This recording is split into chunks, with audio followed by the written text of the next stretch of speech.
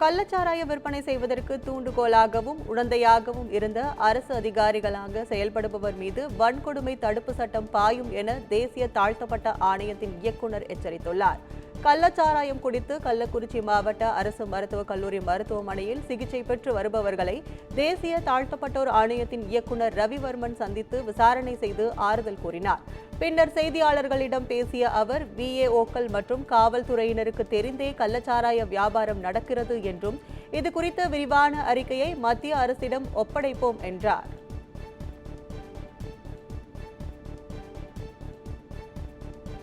வன்கொடுமை தடுப்பு சட்டமாக மாற்றுவதற்கு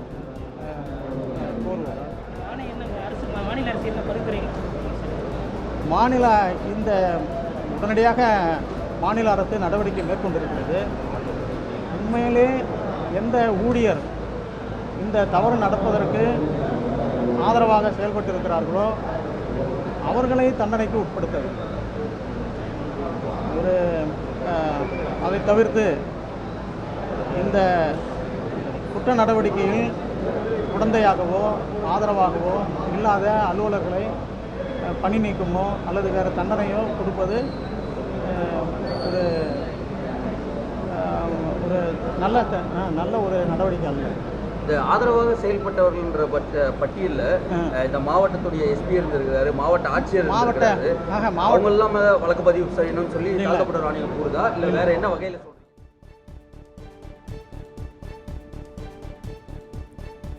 நாடாளுமன்ற தேர்தலில் 40க்கு 40 வெற்றி பெற்ற திமுக சட்டமன்ற கூட்டத்தில் பல்வேறு திட்டங்களை கொண்டு வர உள்ள நிலையில் கள்ளக்குறிச்சி சம்பவம் பல்வேறு சந்தேகங்களை ஏற்படுத்தியுள்ளதாக சிறுபான்மையினர் துறை ஆணையர் பீட்டர் அல்போன்ஸ் தெரிவித்துள்ளார். தென்காசியில் செய்தியாளர்களிடம் பேசிய அவர், கள்ளக்குறிச்சி சந்தேகங்களுக்கு நீதி அரசரின் விசாரணை ஆணையம் துரிதமாக விசாரிக்கும் என நம்புகிறேன் என்று குறிப்பிட்டார். மேலும் கள்ளக்குறிச்சி சம்பவம் விக்கிரவாண்டி இடைத்தேர்தலில் திமுகவிற்கு எந்தவித பாதிப்பும் ஏற்படாது என்றும் பாமக டெபாசிட் இழப்பார் என்றும் கூறினார். சம்பவம் நடந்த நேரம் ஒரு சந்தேகத்தை எழுப்புகிறது. 40க்கு 40 இடங்களிலே வெற்றி பெற்று ஒரு பெரிய வெற்றி நாயகராக சட்டமன்றத்திற்குள்ளே நுழைந்து அடுத்த கட்ட பணிக்காக பல்வேறு திட்டங்களை இந்த சட்டமன்ற கூட்டத்தொடரிலே அறிவிப்பதற்கு தயாராக இருந்த முதலமைச்சருக்கு இதை போன்ற ஒரு நெருக்கடியை சந்திக்கக்கூடிய ஒரு சூழ்நிலை ஏற்பட்டிருப்பதை பார்க்கின்ற போது இந்த சம்பவம் ஏன் சட்டமன்றம் துவங்குகின்ற நாளிலே நடக்க வேண்டும்? எனவே விற்று கொண்டிருக்கிறவர்கள் விற்றுகிறார்கள், அதை வாங்கி குடிக்கிறவர்கள் குடித்து கொண்டிருக்கிறார்கள். போலீஸ்காரர்கள் காவல்துறை நடவடிக்கை எடுத்திருக்க வேண்டும், அவர்கள் எடுக்கவில்லை. அதுவும் பெரிய குறைபாடு. காவல்துறையினுடைய நடவடிக்கைகளை நாம் கண்டிக்கிறோம். ஆனால் அதே நேரத்தில் அன்றைய தினம் விற்கப்படுகிற சாராயத்தில் ஏன் இவ்வளவு பெரிய கொடுமையான விஷம் கலக்கப்பட்டிருக்க வேண்டும் என்கிற கோணத்தையும் ஆராய வேண்டும். ஏனென்றால் இந்த பெரிய சாவுகளின் மூலமாக முதலமைச்சர் மிகவும் வருத்தப்பட்டிருக்கிறார். அரசாங்கம் நிறைய கேள்விகளுக்கு பதில் சொல்ல வேண்டிய ஒரு நெருக்கடிக்கு தள்ளப்பட்டிருக்கிறது. பல்வேறு பிரச்சனைகளை பற்றி விவாதிக்க வேண்டிய சட்டமன்றத்தில் இன்னைக்கு விவாதங்களுடைய திசைகளை திருப்பி இந்த பிரச்சனை தான் பெரிய பிரச்சனை என்பதை போல எதிர்க்கட்சியை அதை கையாள துவங்கி இருக்கிறது. ஆகவே இப்படிப்பட்ட நெருக்கடிகள் எல்லாம் ஏன் இப்பொழுது கொடுக்கப்பட வேண்டும்? அதற்கு ஏன் இந்த சாவுகள் காரணமாக இருக்க வேண்டும்? அந்த சாவுகள் ஏன் இப்பொழுது ஏற்பட வேண்டும்? இந்த கோணத்தையும் நம்முடைய ஆணையம், நீதி விசாரணை ஆணையம் அதையும் அந்த கோணத்தில். திருவள்ளூர் அருகே திடீரென வாந்தி வயிற்றுவலி ஏற்பட்டு ஒருவர் உயிரிழந்த சம்பவம் பரபரப்பை ஏற்படுத்தியுள்ளது. கொத்தூர் அருந்ததியர் காலனியில் கடந்த 2 நாட்களாக சிறுவர்கள், பெண்கள் உள்பட 14க்கும் மேற்பட்டோருக்கு வாந்தி, பேதி மற்றும் வயிற்றுவலி ஏற்பட்டு மருத்துவமனைகளில் சிகிச்சை பெற்று வருகின்றனர். அவர்களில் சாம்பசிவம் என்ற இளைஞர் திடீரென உயிரிழந்ததால் அப்பகுதியில் பதற்றம் அதிகரித்துள்ளது. இந்நிலையில் கொத்தூர் கிராமத்தில் மருத்துவ குழுவினர் முகாமிட்டு பொதுமக்களுக்கு பரிசோதனை செய்து கண்காணித்து வருகின்றனர். மேலும் சுகாதாரத்துறையினர் குடிநீர் மாதிரியை ஆய்வுக்கு அனுப்பி வைத்துள்ள நிலையில் பரிசோதனைக்கு பிறகே உடல்நலம் பாதிப்புக்கான காரணம் தெரியவரும் என கூறப்படுகிறது.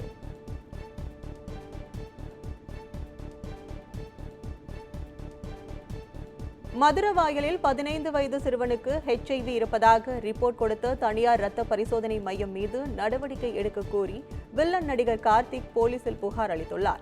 மதுரவாயலைச் சேர்ந்த 15 வயது சிறுவன் உயர் படிப்பிற்காக வெளிநாடு செல்ல வேண்டி அரும்பாக்கத்தில் உள்ள ரத்த பரிசோதனை மையத்தில் ரத்த பரிசோதனை செய்துள்ளார். அப்போது HIV பாசிட்டிவ் என ரிப்போர்ட் வழங்கப்பட்டதால் அதிர்ச்சி அடைந்த சிறுவனின் பெற்றோர் மன உளைச்சலில் இருந்துள்ளனர். இதை அடுத்து மற்றொரு பரிசோதனை மையத்தில் பரிசோதனை செய்ததில் HIV நெகட்டிவ் என ரிப்போர்ட் வந்துள்ளது. இதுகுறித்து சிறுவனின் பெற்றோர் அரும்பாக்கத்தில் உள்ள பரிசோதனை மையத்தில் கேட்டபோது அலட்சியமாக பதில் அளித்ததாக கூறப்படுகிறது. இதுகுறித்து வழக்கறிஞரும் பிரபல வில்லன் நடிகர் கார்த்திக் மதுரவாயல் காவல் நிலையத்தில் புகார் அளித்துள்ளார். வழக்கறிஞர், என்னுடைய கிளைண்ட் அவருடைய சன் ஃபாரின்ல போய் படிக்கிறதுனால ஸ்டூடெண்ட் விசா அப்ளை பண்றாங்க. அந்த ஸ்டூடெண்ட் விசா அப்ளை பண்ணும்போது மெடிக்கல் டெஸ்ட் ரிப்போர்ட் வந்து கேட்கறாங்க.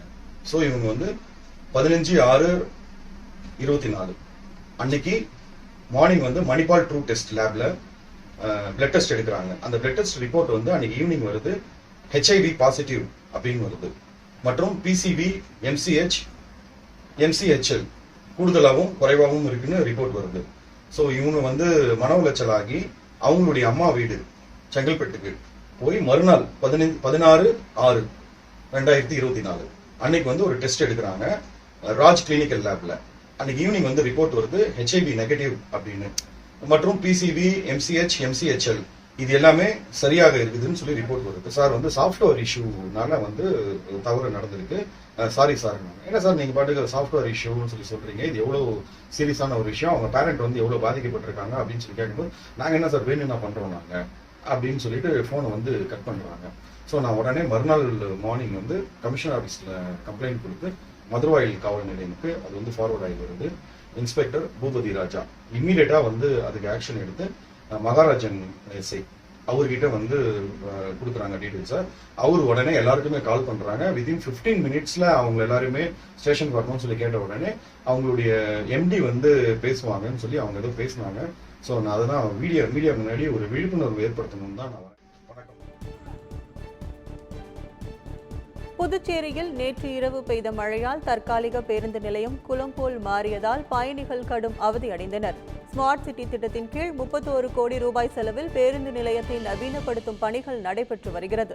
இதனால் புதுச்சேரி கடலூர் சாலையில் உள்ள AFT மைதானத்தில் தற்காலிக பேருந்து நிலையம் அமைக்கப்பட்டு செயல்பட்டு வருகிறது. இந்நிலையில் நேற்று இரவு சுமார் 1 மணி நேரத்திற்கும் மேலாக பெய்த மழையின் காரணமாக தற்காலிக பேருந்து நிலையத்தில் மழைநீர் தேங்கி குளம் போல் காட்சி அளித்தது. மேலும் சேரும் சகதியுமாக இருந்ததால் பயணிகள் மிகவும் அவதிக்குள்ளாகினர்.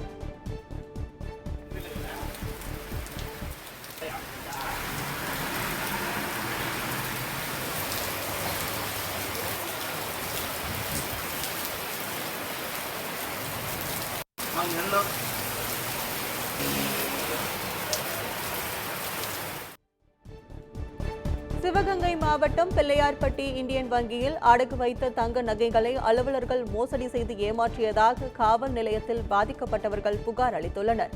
பிள்ளையார்பட்டி இந்தியன் வங்கியில் சுற்றுவட்டாரத்தைச் சேர்ந்த விவசாயிகள் மற்றும் கூலி தொழிலாளிகள் நகைகளை அடகு வைத்து பணம் பெற்று வருகின்றனர்.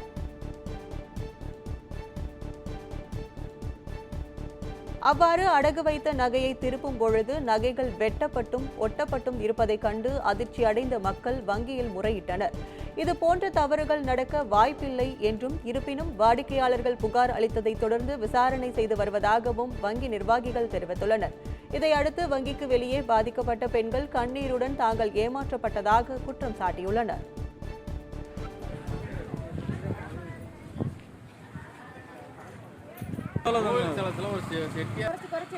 வீடியோ இந்த இடம் கிராம இடம் போடுறாங்கல்ல மிஷினை, அந்த மிஷினை எங்கள்கிட்ட